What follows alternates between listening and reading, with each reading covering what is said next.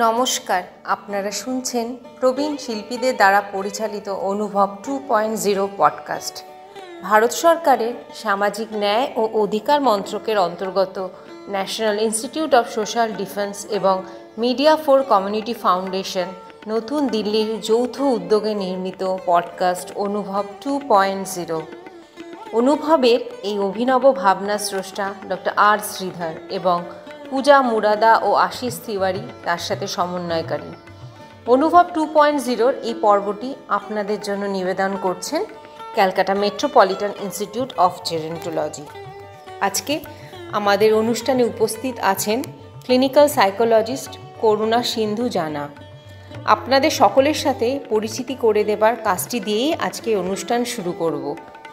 করুণা সিন্ধু জানা, তিনি clinical psychologist, as a lecturer West Bengal state university এবং অন্তরা হসপিটালের সাথেও যুক্ত আছেন।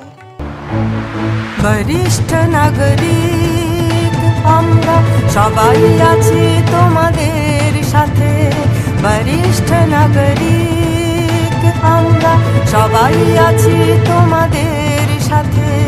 নতুন সূর্যোদয় হবে, আনন্দে জীবন কাটাবে, বরিষ্ঠ নাগরিক আমরা সবাই আছি তোমাদের সাথে।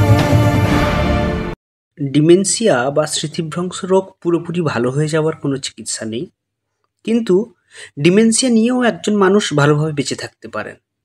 এজন্য অনেক কিছুই করা যেতে পারে। কিছু ধরনের ডিমেনশিয়ার ক্ষেত্রে, যেরকম অ্যালজাইমার্স ডিজিজের ক্ষেত্রে কিছু ওষুধ রয়েছে, এই ওষুধগুলি রোগীর রোগের লক্ষণগুলোকে সাময়িকভাবে দমিয়ে বা নিয়ন্ত্রণে রাখতে সাহায্য করতে পারে। এছাড়া বিভিন্ন ধরনের থেরাপি রয়েছে, যেরকম ডিমেনশিয়া রোগীর ভালোভাবে জীবন কাটানোর জন্য কথা বলার থেরাপি অর্থাৎ স্পিচ থেরাপি, স্মৃতিচারণ থেরাপি, চেতনা উদ্দীপনা বা কগনিটিভ স্টিমুলেশন থেরাপি, বিভিন্ন রকম জীবন নিয়ে ন্যারেটিভ থেরাপি এবং তার সঙ্গে বিভিন্ন বিহেভিয়ারাল থেরাপির জায়গাগুলো রয়েছে, যেগুলো আমাদেরকে এই কাজে সাহায্য করতে পারে। ঘরে বা বাড়িতে বসে বিভিন্ন দলে বিভিন্ন ভাগে ভাগ হয়ে এই ধরনের উদ্দীপনামূলক বা বিভিন্ন রকম এক্সাইটিং কাজে অংশগ্রহণ করার মাধ্যমে দলগতভাবে বা একা কিন্তু অনেক রকমভাবে নিজেদের এই ডিমেনশিয়া রোগের সঙ্গে মোকাবিলা করার জায়গাগুলোকে আমরা বাড়াতে পারি। আমরা সবাই এমন অনেক কিছুই আছে যা করতে পারি, যা একজন ডিমেনশিয়া রোগীকে তার ডিমেনশিয়া অসুখ নিয়েও সমাজে ভালোভাবে বেঁচে থাকতে সাহায্য করতে পারে এবং তার পরিবার পরিজনকেও সাহায্য করতে পারে। একজন ডিমেনশিয়া রোগী যতটা বেশি সম্ভব নিজেকে শারীরিক, মানসিক এবং সামাজিকভাবে সক্রিয় রাখবেন, সেই ব্যাপারে উৎসাহ দেওয়াটা কিন্তু আমাদের জরুরি। এবং এই সক্রিয় থাকাটাই সেই মানুষটিকে অন্য মানুষজনের সঙ্গে পরিচিত হয়ে তার দক্ষতাটাকে ধরে রাখতে, তার স্মৃতিশক্তিটাকে বজায় রাখতে এবং তার সঙ্গে সঙ্গে আরও আত্মবিশ্বাসের সঙ্গে কাজ করতে, ভালো মতো ঘুমাতে, তার মধ্যেকার যে বিষণ্ণতার জায়গাটা রয়েছে সেটাকে এড়িয়ে ভালোভাবে জীবন কাটাতে তাকে সাহায্য করতে পারে।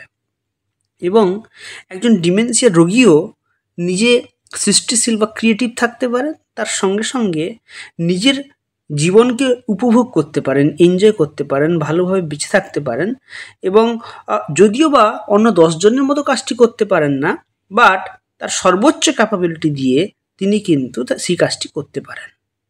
তো এভাবে বিভিন্ন রকম ওষুধ এবং অন্যান্য সাইকোথেরাপিউটিক এবং সামাজিক অর্থাৎ মনোসামাজিক চিকিৎসার মাধ্যমে আমরা ডিমেনশিয়া আক্রান্ত মানুষজনকে হেল্প করতে পারি। এর পরের প্রসঙ্গে আসি যে ডিমেনশিয়া হওয়ার ঝুঁকি কখন রয়েছে, কতটা রয়েছে এবং সেটা কিভাবে অসুবিধার মধ্যে ফেলতে পারে। ডিমেনশিয়া বা স্মৃতিভ্রংশ রোগ বয়স বাড়তে থাকাই সবচেয়ে বড় ঝুঁকি এর কারণ। বয়স বাড়বার সঙ্গে সঙ্গে ডিমেনশিয়া হওয়ার সম্ভাবনাও বাড়ে। 65 বছর বয়সের নিচের মানুষেরও ডিমেনশিয়া হয়, কিন্তু বেশিরভাগ সময়ে এই ধরনের রোগ দেখা যায় 65 পের হওয়ার পর থেকেই। 80 বছর বা তার থেকে বেশি বয়সী 6 জন মানুষের মধ্যে একজন মানুষের ডিমেনশিয়া হওয়ার সম্ভাবনা বেশি। অর্থাৎ বার্ধক্যের সঙ্গে সঙ্গে বার্ধক্যজনিত যে স্মৃতিভ্রংশের জায়গাটা দেখা যায়, সেই সংক্রান্ত বিষয়ে ডিমেনশিয়া কিন্তু প্রতি 6জন মানুষের মধ্যে একজনের হওয়ার একটা সম্ভাবনা কিন্তু হতে পারে। বিশেষ করে যদি জেনেটিক কিছু আগে থেকে প্রিডমিনেন্স থাকে, পিতামাতা বা ভাই বোন কারোর মধ্যে যদি অ্যালজাইমার্স রোগ থাকে, তাহলে কিন্তু অন্যদের মধ্যে, অন্য ভাই বোনেদের মধ্যে বা সন্তান সন্ততির মধ্যে অ্যালজাইমার্স রোগ হওয়ার ঝুঁকি কিন্তু কিছু ক্ষেত্রে আমরা বেশি দেখতে পাই। যদি এমনটা হবে তার কোনো কিন্তু মানে নেই। যে অসুখগুলো স্পেসিফিক্যালি হার্ট, ধমনী এবং রক্তপ্রবাহ ক্ষতিগ্রস্ত করে, তা কিন্তু একজন ডিমেনশিয়া হওয়ার সম্ভাবনা যথেষ্ট বাড়িয়ে দিতে পারে। এবং diabetes, high blood pressure, high cholesterol প্রভৃতি কিন্তু স্ট্রোক, এগুলো কিন্তু ডিমেনশিয়া হওয়ার সম্ভাবনা কিন্তু অনেকাংশে বাড়িয়ে দেয়। এছাড়া খুব আনহেলদি লাইফস্টাইল, যেরকম অতিরিক্ত মদ্যপান, ধূমপান, প্রচুর চর্বিযুক্ত খাওয়ার অতিরিক্ত লবণ ব্যবহার করা, একেবারেই কোনো ব্যায়াম না করা বা অতি অল্প কোনো অ্যাক্টিভিটির মধ্যে এনগেজ থাকা, এগুলো ডিমেনশিয়া রোগের একটা ঝুঁকির কারণ হিসেবে অনেক সময় আমাদের মধ্যে উঠে আসতে পারে। এগুলো আমাদেরকে খেয়াল রাখতে হবে যে কীভাবে এগুলোকে আমরা মোকাবিলা করতে পারি, তার দিকে কিন্তু আমাদেরকে নজর রাখতে হবে। কিভাবে আপনার ডিমেনশিয়া হওয়ার ঝুঁকি কমাতে পারেন? আপনি আপনার জীবনে অনেক কিছুই করতে পারেন বা আপনার ডিমেনশিয়া হওয়ার ঝুঁকি কমানোর জন্য অনেক কাজই করতে পারেন। যেরকম নিয়মিত ব্যায়াম করা, এভরি উইকে 5 বার 30 মিনিট করে যদি টানা ব্যায়াম করেন, বিভিন্ন ধরনের যোগব্যায়াম, যোগা, থেরাপিউটিক যোগা যদি করতে পারেন, তাহলে কিন্তু আমাদের ডিমেনশিয়া হওয়ার যে সম্ভাবনা, সেটা কিন্তু দেখা গেছে অনেক সময় কম হয়ে যায়। যেসব রোগের ওষুধ সেবন করেন তা সবসময় নিয়মিত রাখুন এবং নিয়মিত শরীরের পরীক্ষা করান। প্রেশার, সুগার, কোলেস্টেরল এবং আরও অন্যান্য যে লাইফস্টাইলজনিত যে রোগগুলো হয়, সেগুলোর জন্য যে নির্দিষ্ট ওষুধ খেতে হয়, তা কিন্তু গিয়ে নিয়মিত চেক করুন এবং দেখুন যে কোনো বড় অসুবিধা হচ্ছে কি না। এবং সবসময় শারীরিক পরীক্ষা করিয়ে কিন্তু নিজেকে ফিট রাখুন নিয়মিত। যদি ধূমপানের অভ্যেস থাকে, সেটাকে পরিহার করার চেষ্টা করুন এবং কিভাবে আপনি ধূমপান ছাড়বেন, তার জন্য আপনি আপনার ক্লিনিক্যাল সাইকোলজিস্ট বা সাইকিয়াট্রিস্ট তার পরামর্শ নিতে পারেন এবং সেই পরামর্শ নিয়ে কিন্তু কাজ করতে পারেন। যদি মদ্যপান করার অভ্যেস থাকে, তাহলে তা পরিমিত সীমার মধ্যে রাখার চেষ্টা করুন, আদৌ যদি অভ্যাস থাকে। আর যদি না থাকে, তাহলে না খাওয়াই ভালো। স্বাস্থ্যসম্মত সুষম খাবার, যেরকম প্রচুর পরিমাণে তৈলাক্ত মাছ, ফল এবং সবজি, এগুলো বুঝে শুনে খান। উচ্চমাত্রায় স্নেহ পদার্থ আছে এমন খাদ্য পরিহার করুন।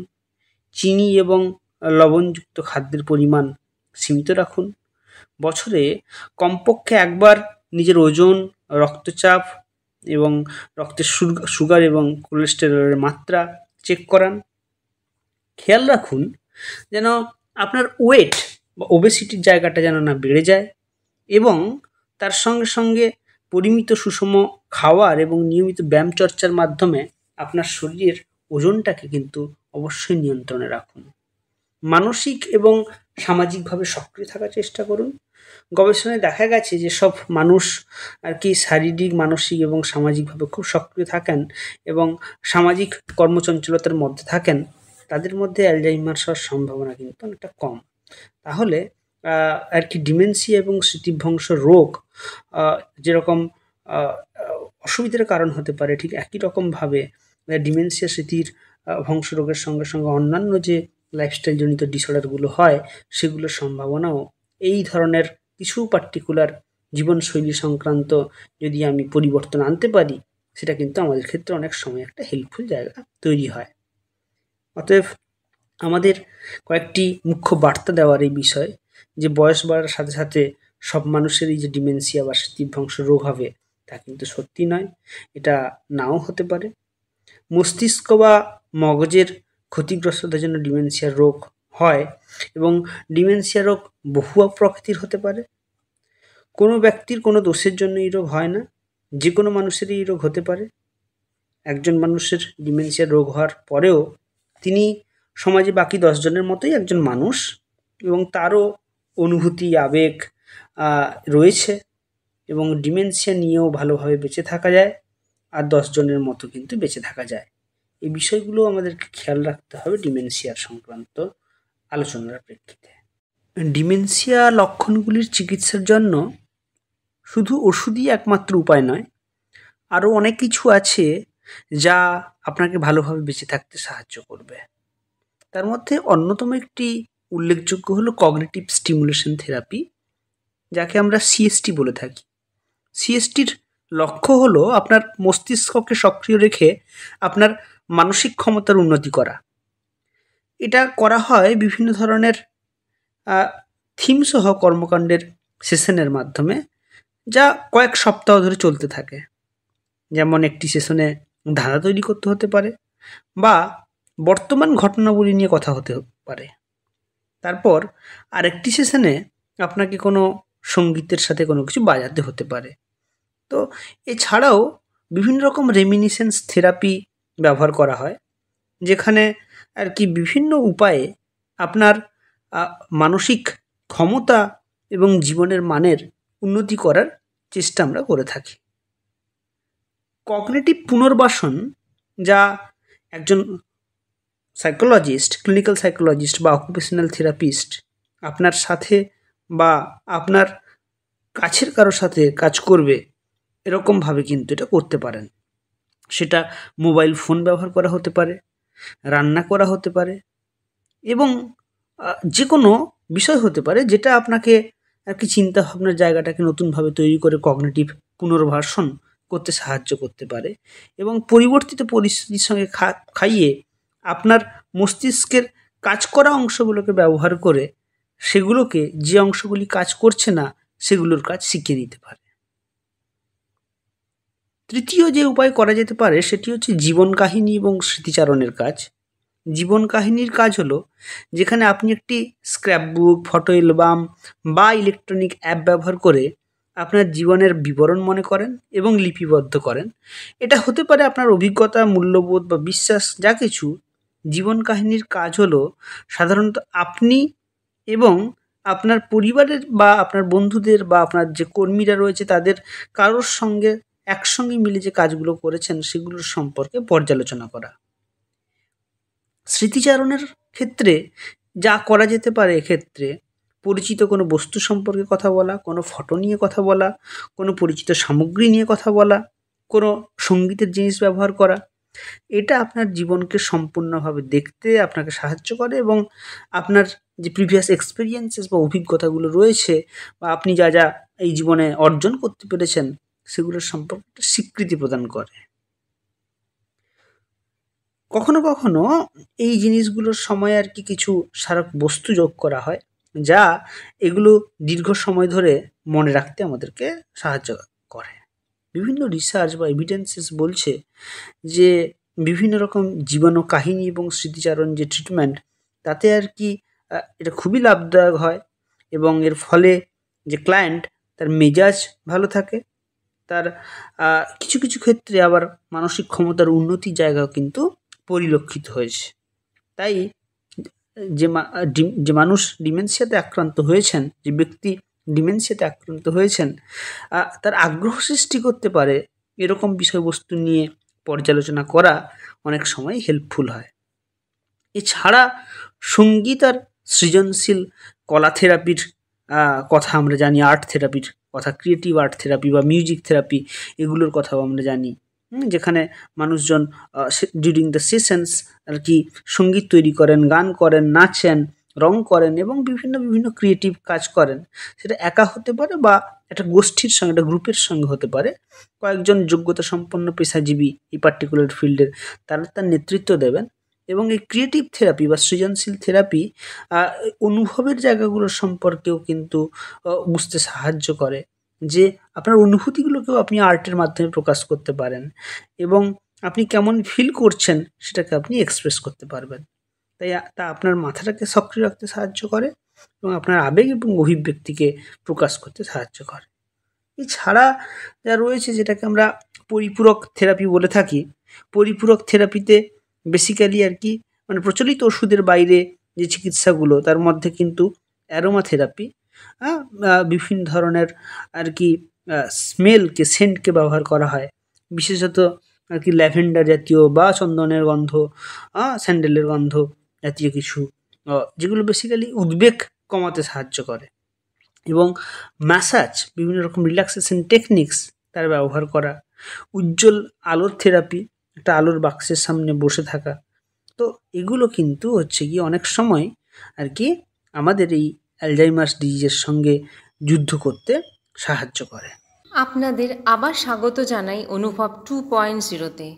প্রথমেই আমাদের বক্তাকে ধন্যবাদ জানাই একটি গুরুত্বপূর্ণ বিষয়কে সহজ এবং প্রাঞ্জল ভাষায় সংক্ষিপ্ত সময়সীমার মধ্যে উপস্থাপিত করার জন্য অনেক ধন্যবাদ। এই পর্বটি রেকর্ড ও সংরক্ষণ করা হয়েছে সিএমআরজি স্টুডিওতে। এই প্রতিষ্ঠানটি গত 3 দশক ধরে প্রবীণ নাগরিকদের সেবার উদ্দেশ্যে কাজ করে আসছে। আমি তানিয়া দত্ত, এই পর্বের সঞ্চালক। আমি আন্তরিকভাবে ধন্যবাদ জানাই সিএমআরজি কর্ণধার ডক্টর ইন্দ্রাণী চক্রবর্তী এবং আমার সহকর্মী ঈপ্সিত চক্রবর্তী ও পারমিতা দাসকে। অসংখ্য ধন্যবাদ জানাই শ্রোতাদের শেষ অবধি আমাদের সাথে থাকার জন্য। আশা করি আপনাদের এই অনুষ্ঠানটি ভালো লেগেছে। ভালো থাকবেন এবং পরবর্তী পর্বের জন্য অপেক্ষা করুন।